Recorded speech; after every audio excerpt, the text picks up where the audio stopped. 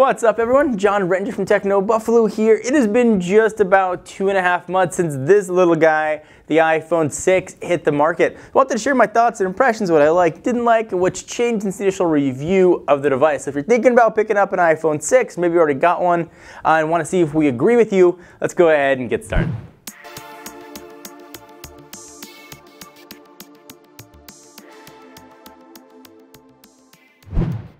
So first, in the phone world, 2.5 months is kind of a long time with phones that only have 12, 13-month life cycle. This phone's been out for a little bit of a while, which is crazy because now you can just finally walk to the Apple Store and get one about 10 weeks later. So I did the initial review. We liked the phone a lot overall. Things that I didn't like about it, I still don't like about it. Starting with that design. And I get design is totally subjective. Beauty's in the eye of the beholder, no accounting for taste, all those cliches you want to think of.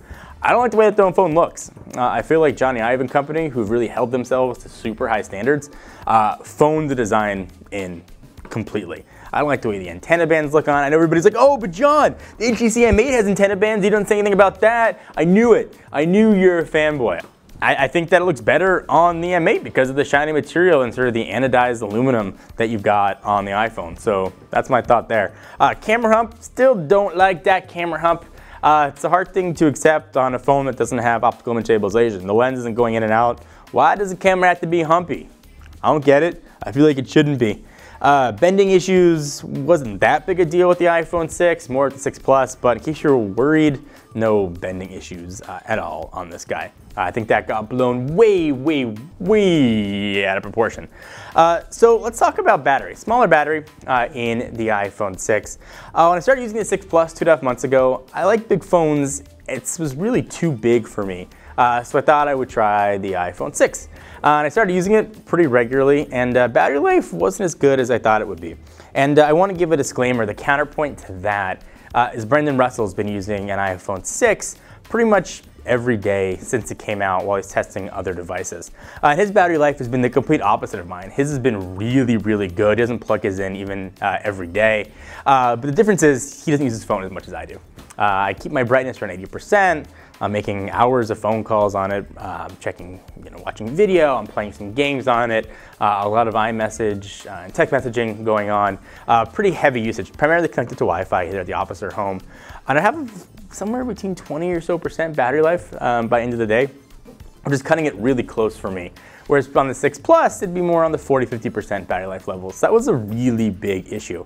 So I figure most people are probably going to fall somewhere in between. I think when you first get a phone, you're using it a lot and might be like, oh, battery life is awful, John. I can't use this phone.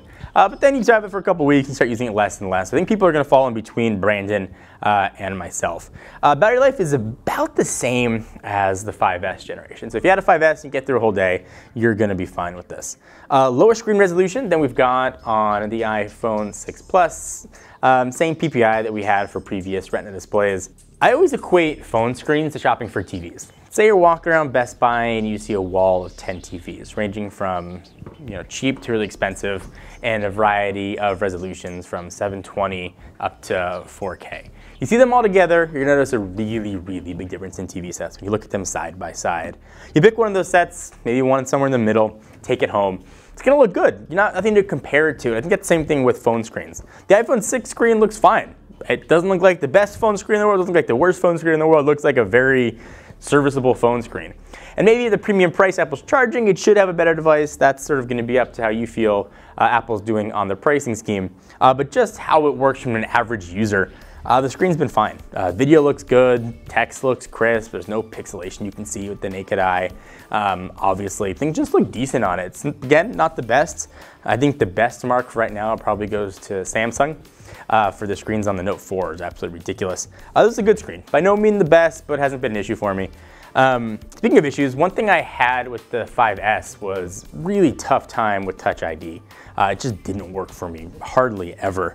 Not so with the 6 and 6 Plus. Touch ID here is now firing like 90% of the time. Works really well. When we first did the review, Apple Pay wasn't out yet. We only knew it was coming. I love the way that works. I think it's a really elegant, pretty solution, which is kind of typical of all the way Apple does things. Might not be the best solution, but it's probably the best looking solution. A lot of places are starting to accept Apple Pay, so I've been using that quite a bit, and I love that it's built in. I wish I could do more with that NFC antenna though, but you know, locked down. Camera, so we talked about not having OIS. It's still pretty good in low light. After the review was done, I didn't really do much with the camera other than post to Facebook, Instagram, and maybe get a couple 5x7s printed out for my grandparents.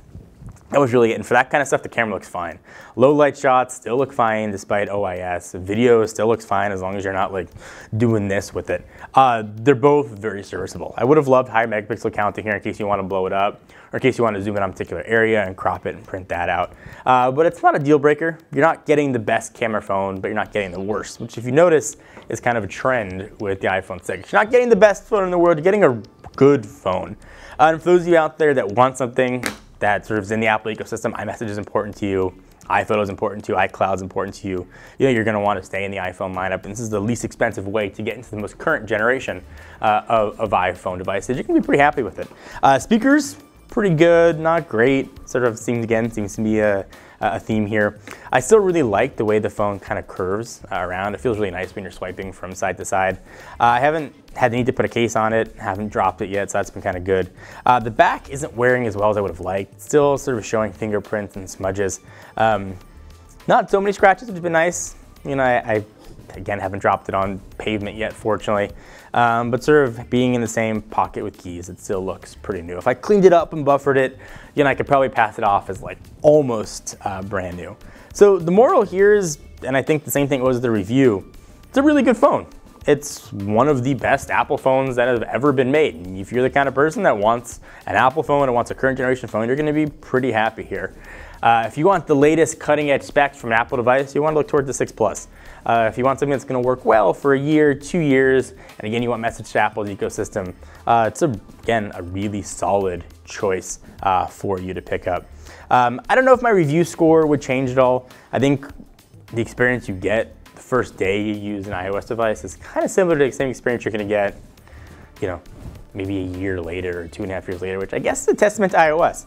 It's fast, it works quickly. I've never really had any stutter or slowdowns, and that kind of goes back to the very first iPhone. It worked quickly for what was out at the time. I think though, as phones get higher resolution, I think next generation iPhone 6 will probably have a higher res screen. Maybe that might be an issue. Maybe we'll start seeing apps get coded for more RAM next generation phones are gonna have, but for right now, in this world at the end of 2014, it's a good phone choice. It just might not be the best one. Okay guys, what do you think? Do you agree, disagree? Sort of I still am holding true with most of the points in the initial review. If you want to read Brandon's kind of perspective on the iPhone 6, hit the link down below to go check out his opinion on it. Until next time, I'm John Ranger from Techno Buffalo. See you guys next video. Bye-bye. Thank you guys for watching. Hope you enjoyed. We love making tech videos here. If you like watching them as much as we love making them and just enjoy playing with the latest consumer electronics gear, check us out. Hit the big subscribe button. We got new videos coming out almost every single day. We also have a channel on Twitch where we play games, sometimes not so well, at twitch.tv/technobuffalo.